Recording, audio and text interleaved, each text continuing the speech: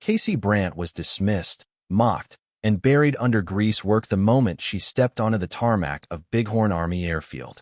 But with grit, knowledge, and the quiet fire of legacy in her blood, she rose from maintenance girl to Apache pilot, and eventually, instructor.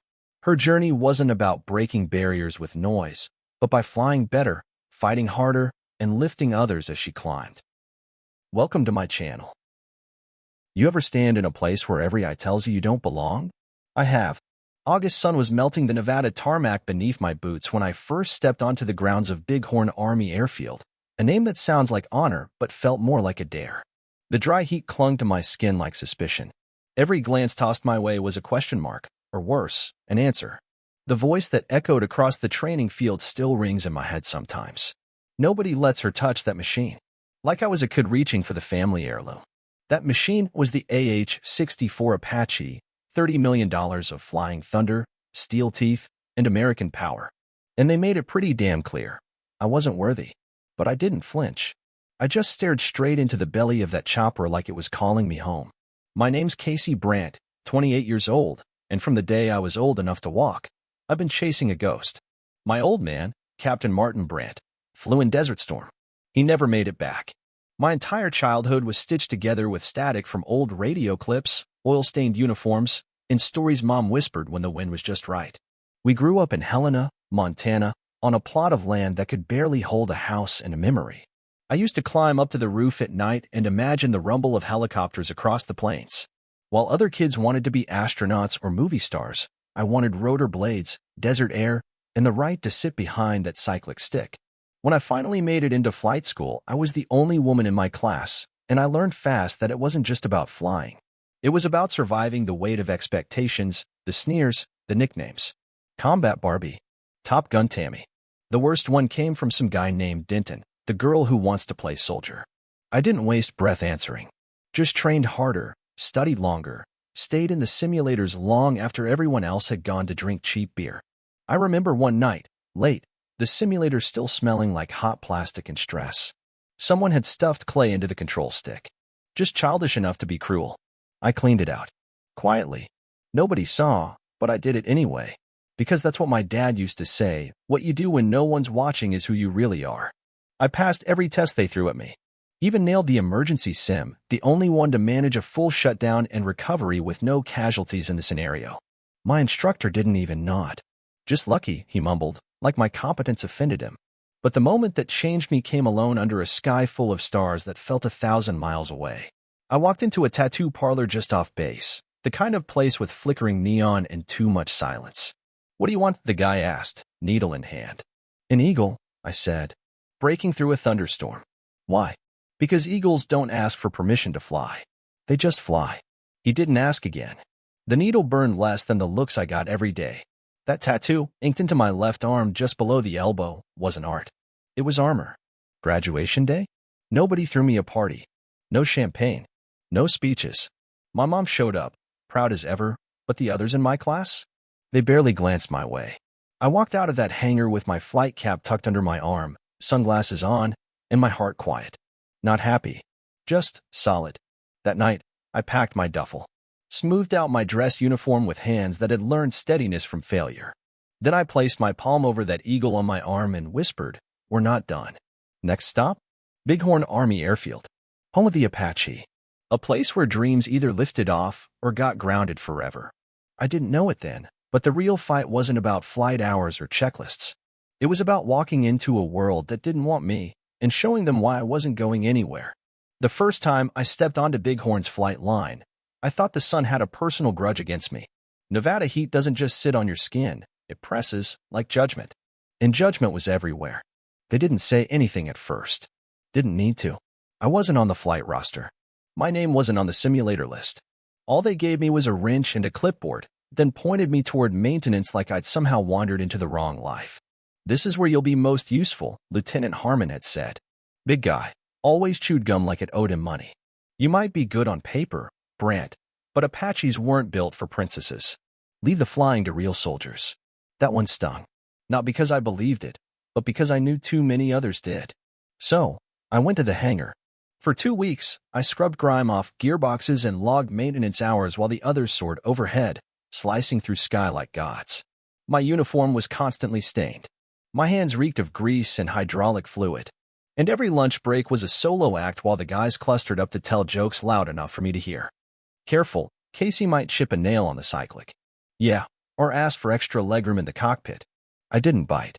I chewed my peanut butter sandwiches like they were bullets, washed them down with warm water, and kept my ears open.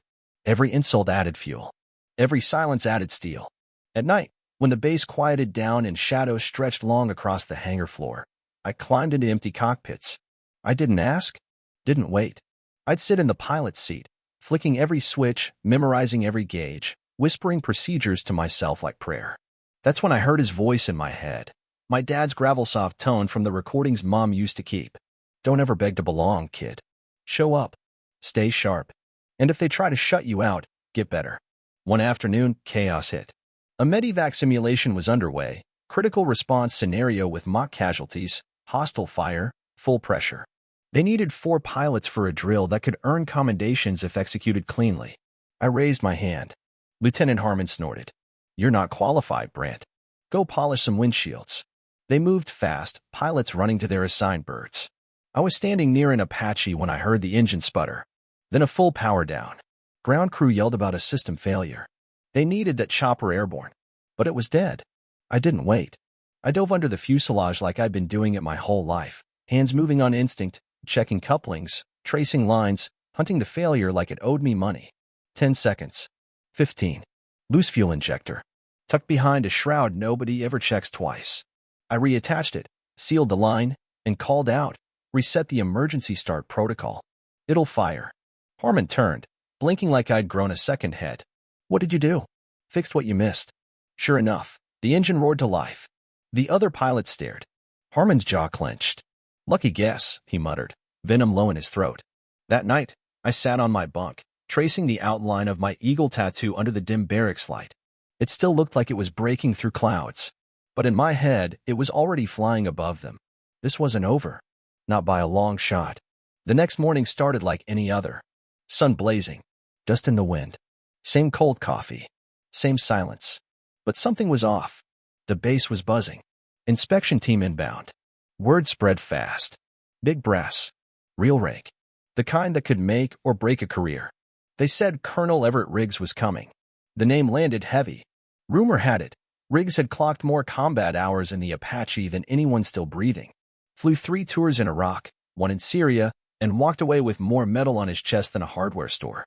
A legend. Not the kind you shake hands with, the kind you salute and hope not to disappoint. I didn't think twice about it. I had oil to wipe down. Electrical systems to double-check. Maintenance logs that would never have my name on them unless something broke.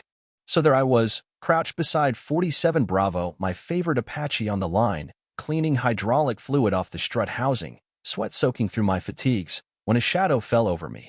I looked up. Boots first. Sand-colored. Worn smooth. Then the creased pants. Then the face.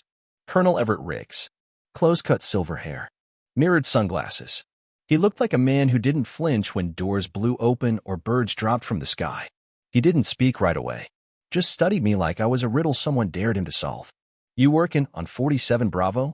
He asked, voice low and gravelly. Yes, sir, I said, standing fast. He took off his sunglasses.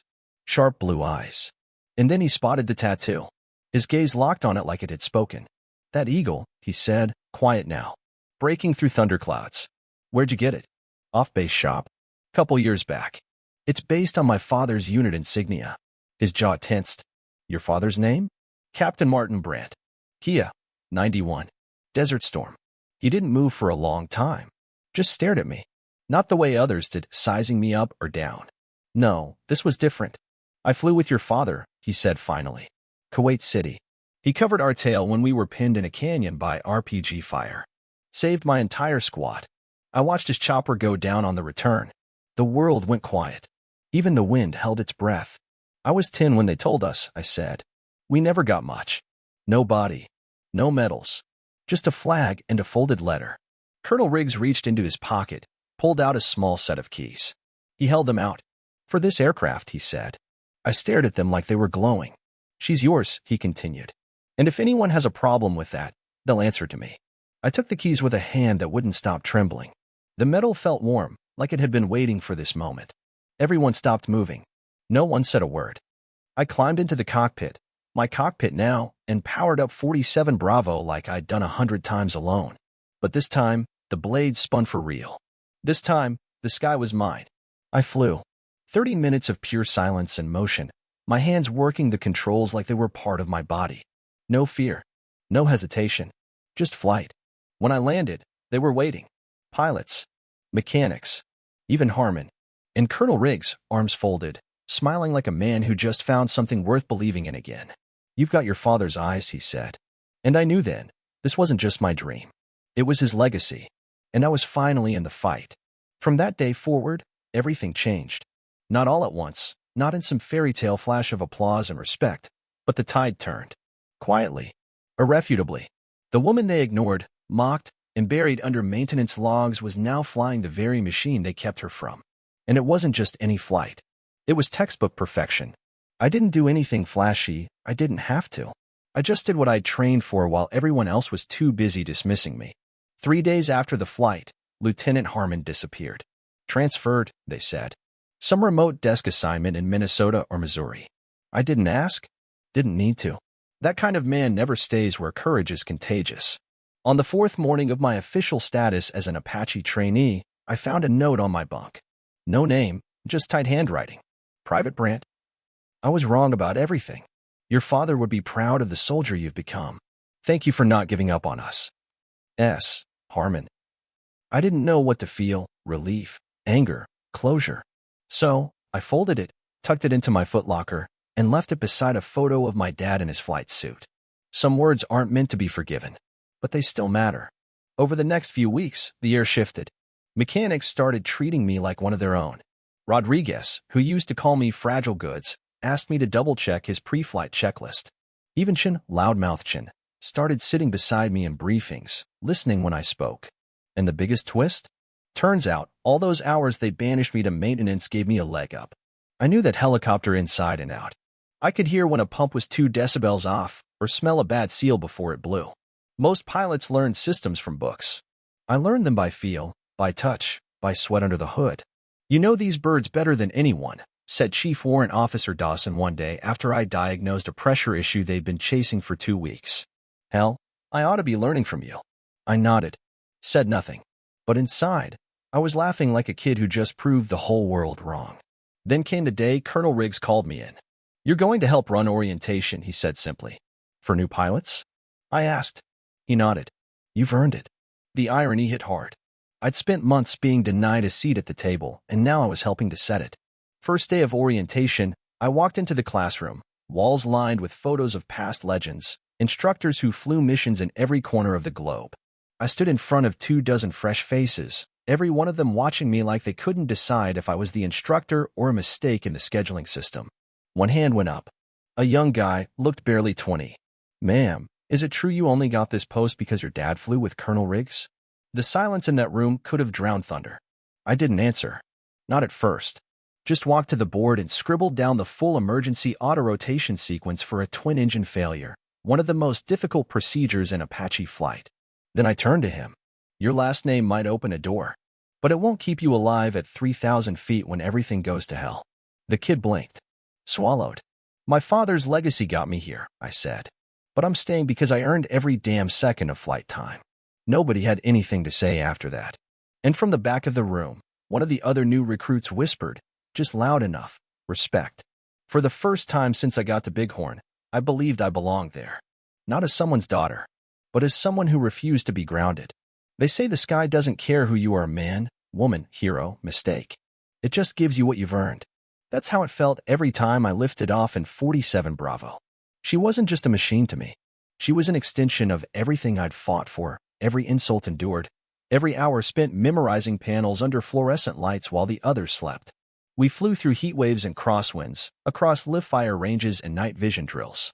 I became fluent in her sounds, the low thrum of rotors when she was balanced, the way her yaw pedals gave just a little resistance during right turns. Most pilots flew their hours. I flew with reverence. Colonel Riggs watched my progression with quiet pride. Never said much. Just offered the occasional nod, a shoulder clap, and once, after I pulled a flawless emergency descent in a crosswind sim, a rare compliment. Damn fine flying, Brandt. Your dad would have said the same. That meant more than any medal. Meanwhile, my reputation started shifting in ways I hadn't expected. Not just respect, but requests. Rodriguez asked if I'd help him run a diagnostic on his bird. Shin handed me his logbook and said, "You've got the sharpest eye on base. Spot anything off?"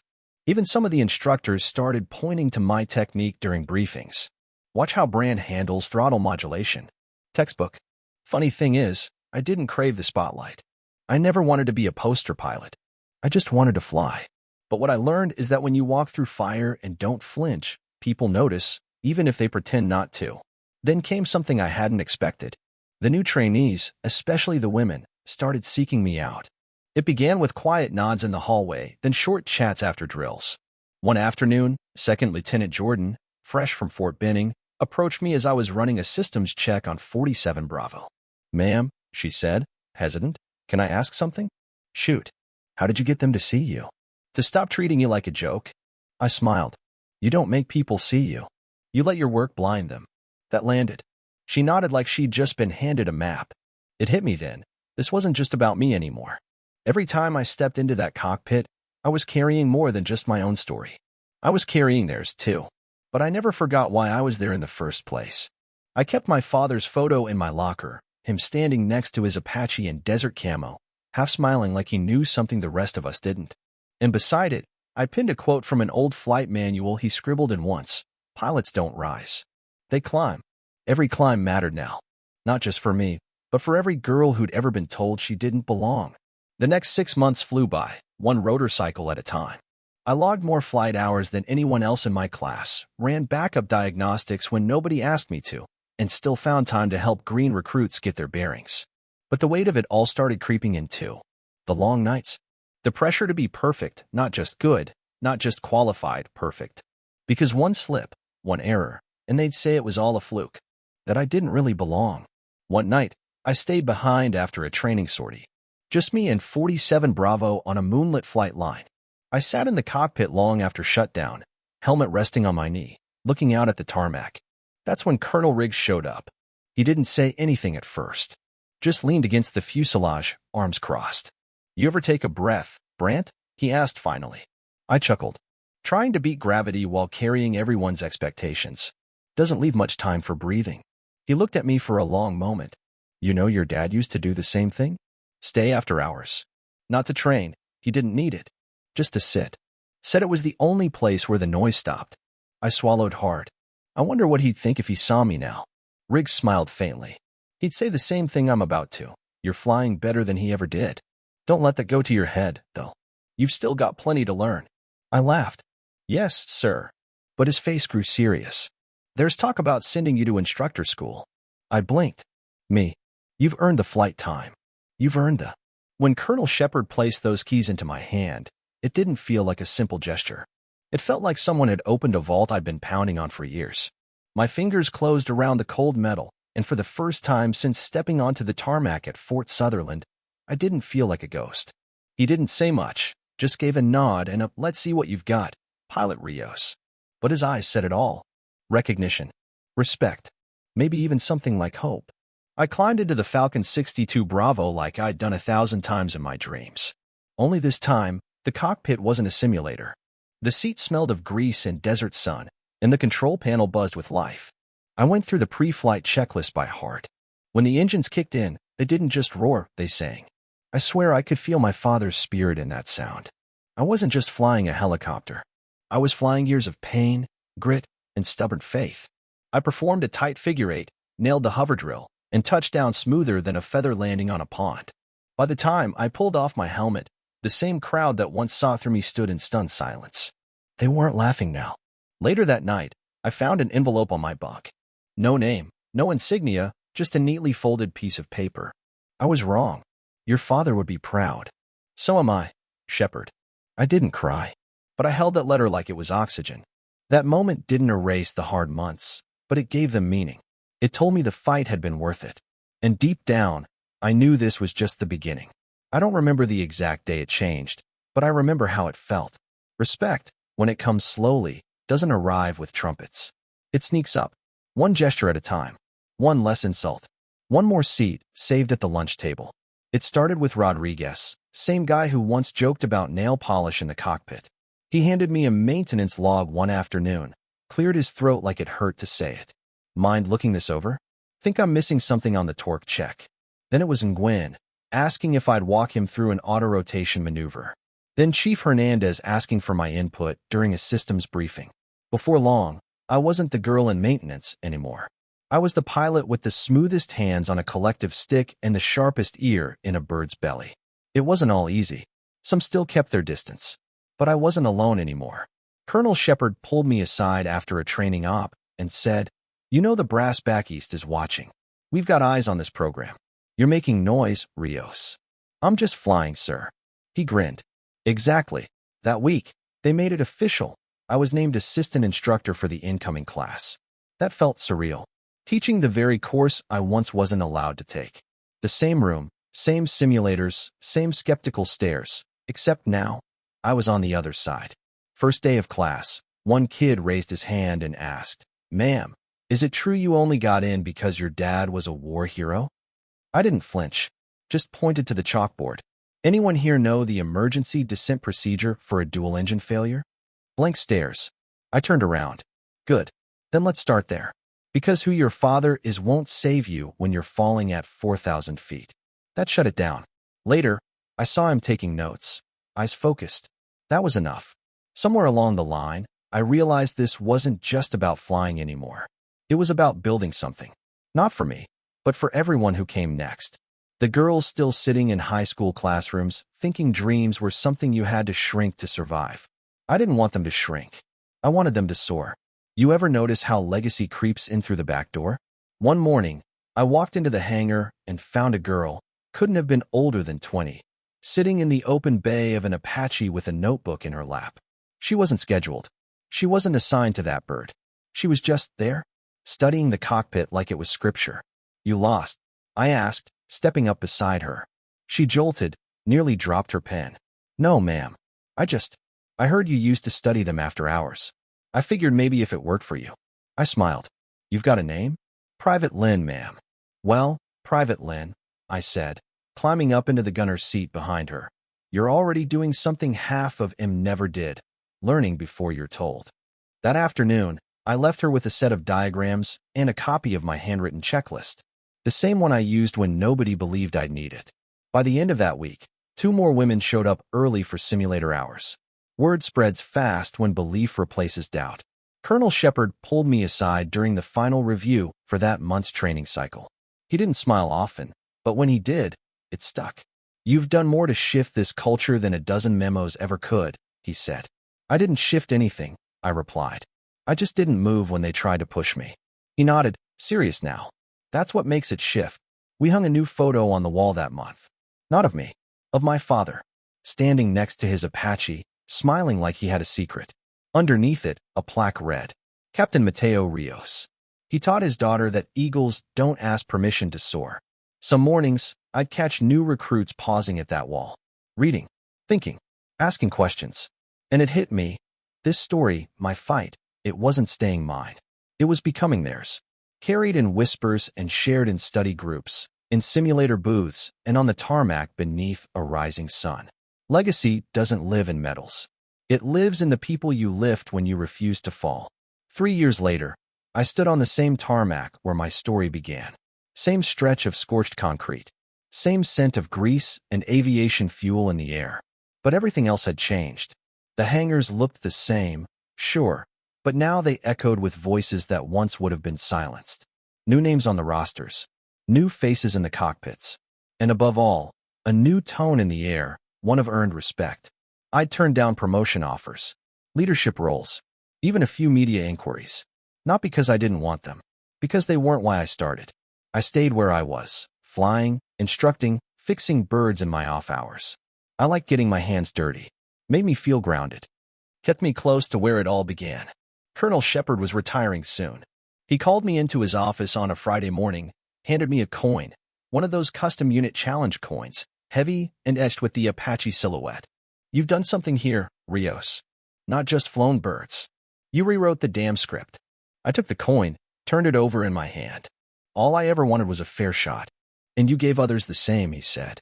That's leadership. That evening, the incoming class graduated. I watched from the sidelines as they threw their caps in the air, took pictures with proud families, and walked out into the future. Private Lynn was one of them, now Specialist Lynn. She caught me as I was walking back to the hangar, shoved a folded note into my palm. I wouldn't be here without you, she said. And one day, I'm going to teach someone else the same way.